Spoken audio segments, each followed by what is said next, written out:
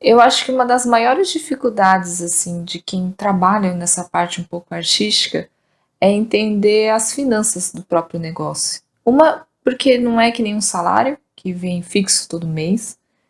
E segundo, porque, tipo, cai um dinheiro ali, depois de 20 dias um cliente paga ali, e depois você vende um negócio ali, e tudo vai caindo por picadinho.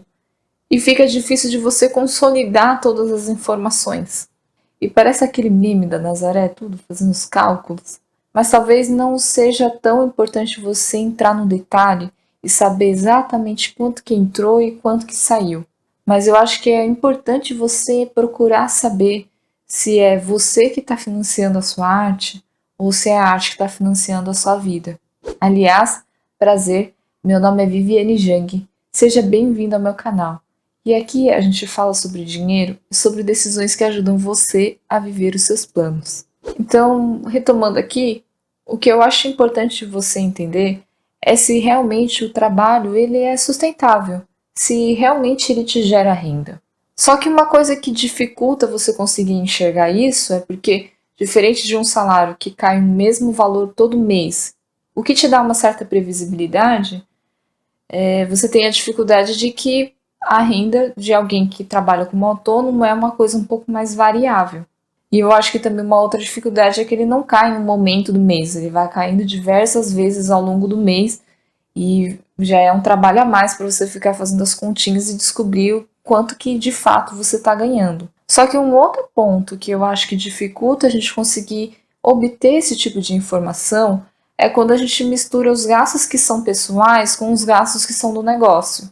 E aqui eu vou contar uma história que eu vi no Investidor Sardinha. É um nome meio engraçado, né, do canal. Que é do Raul Sena. Raul Sena? Raul Sena é o cantor? Tô na dúvida. Vou até consultar aqui, pera lá. Ah, tá certo. Tá certo, é Raul Sena. Ele conta a história de uma senhorinha que é uma confeiteira muito boa e ela acho que misturava também tudo que era de pessoa física, pessoa jurídica, e ela tinha noção assim de quanto entrava de dinheiro, só que ela não conseguia dizer exatamente o quanto era de lucro. Então, existe aquela questão da diferença entre o faturamento e o lucro, né? O faturamento é tudo que entra, só que o lucro é aquele descontando todos os custos, a questão dos impostos, lá, o que sobra, isso é o lucro. E quando ela foi ver o quanto que ela ganhava de lucro, e ela descobriu que ela ganharia a mesma coisa com um salário trabalhando numa empresa concorrente. E aí ela percebeu que ela ganharia a mesma coisa com muito menos trabalho. Então fez sentido para ela acabar indo para essa outra empresa, ao invés de ter o próprio negócio. Só que realmente, quando você tá lá vendo num bolo, falei bolo, né?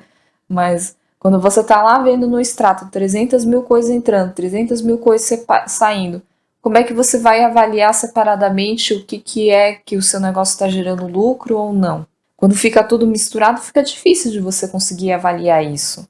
Só que eu fiquei refletindo aqui e penso que nem tudo é preto no branco, né? É assim que fala essa expressão? Preto e branco? Acho que deu pra entender, né?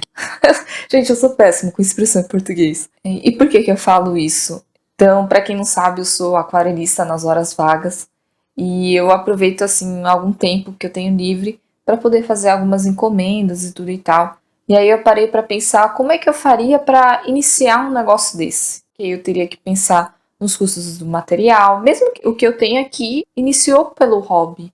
Então eu não teria esse custo inicial, mas com certeza eu teria que considerar sim se eu resolvesse realmente trabalhar com isso.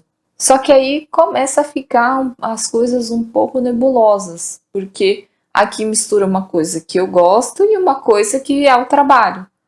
Então, por exemplo, se eu quisesse experimentar um papel ou uma tinta diferente, que é um pouco mais cara, isso entraria como? Como um custo pessoal, porque é um hobby, ou um custo de realmente porque é profissional? Alguma coisa relacionada ao trabalho. Aí um outro exemplo também que eu poderia trazer. Eu faço aula toda segunda-feira e a partir do momento que eu decidisse trabalhar com isso, a aula seria uma profissionalização, então isso entraria como um gasto profissional ou isso entraria como um gasto pessoal porque já iniciou como hobby. Então são coisas meio confusas assim que eu acho que acaba dificultando você conseguir visualizar os números do seu negócio. E querendo ou não, é importante você ter um pouco de clareza sobre esses números, porque isso vai te dar uma base sólida para você saber quanto que você tem que precificar no seu serviço, no seu trabalho. E acho que uma outra dificuldade que eu passei trabalhando com essas encomendas é de às vezes não considerar algumas horas invisíveis que estão ali por trás. Então, o tempo que eu gasto embalando as encomendas para levar essa encomenda até os correios. Só que a mensagem importante que é bom eu frisar aqui é que você não precisa saber exatamente e ficar categorizando tudo, o que, que é seu negócio, o que é gasto pessoal, e ficar categorizando assim bem certinho. Basta você ter uma noção, porque o importante é você realmente entender se o seu negócio está te dando lucro mesmo. E outro dia eu vi um vídeo, faz muito tempo, eu não vou lembrar de quem que era e tal, para poder colocar aqui os créditos, mas eu achei muito interessante a forma que ela organiza as finanças dela. Então, praticamente ela tinha duas contas separadas, então era a conta dela dos negócios e a conta dela pessoal. E o que ela fazia? Ela sabia, porque querendo ou não, a parte pessoal a gente consegue ter um pouco mais de previsibilidade dos gastos, pelo menos a parte essencial, né? Que seria as contas de casa, o aluguel. Então, ela entendia mais ou menos quanto que era o custo dela, da vida dela. E aí, a parte do negócio, ela deixava separado. E aí, o que acontecia? Como os gastos da parte pessoal eram mais previsíveis, ela se pagava um salário todo mês. Então, todo mês ela transferia esse salário para ela fixo para a conta dela, que ela sabia que ia estar garantido. E aí o que sobrava, ela deixava na conta da empresa. Então, o que acontecia? Então, tinha meses que eram bons e meses que eram ruins. E aí, nos meses que eram bons, ela pegava esse dinheiro e deixava lá o que sobrava. E aí, quando chegava um mês ruim, ela pegava do que sobrava para cobrir o prejuízo, vai. Não é bem prejuízo, né? Então, eu tô explicando tudo errado. Então, vamos explicar de novo. Não sei, vamos trazer em números? Eu acho que fica um pouco mais fácil, né? Então, vamos supor que em um mês ela ganhou 6 mil, e aí ela sabe que o salário dela é 5 mil reais. Então ela transferiu 5 mil reais para a conta dela. E aí sobrou 1.000 reais. Daí vamos supor que no mês seguinte ela não chegou a ganhar 5 mil, ela ganhou 4.500.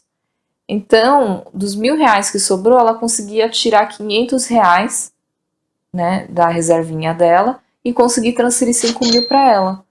E aí, o fato de ela ter um pouco mais dessa parte mais previsível do salário dela e quando sobrasse ela deixar lá, trouxe mais tranquilidade. Eu achei bem interessante a forma que ela gerenciou dos negócios dela. E eu achei que é uma forma bem simples de você conseguir se organizar financeiramente. E aí, pelo menos tendo as coisas um pouco separadas, você consegue entender meses que são bons, meses que são ruins. Às vezes é até bom de você entender as características do seu negócio. Às vezes tem uma questão um pouco sazonal, que de repente no inverno a renda dá uma baixada, e aí você já consegue ter uma antecipação desse tipo de situação. Sabendo disso, nos meses anteriores você consegue saber que precisa guardar um dinheiro para essa época. E justamente porque você sabe que de repente aqueles meses são ruins, você sabe que é o momento que você tem que segurar as pontas nos gastos, dar uma freada. E assim, cada história é uma história, cada um é de um jeito, cada um tem um contexto diferente. E se você gostaria de ajuda para entender um pouco melhor, para começar a se organizar, é isso que eu trabalho na mentoria. Então, se você tiver curiosidade, o link está na descrição.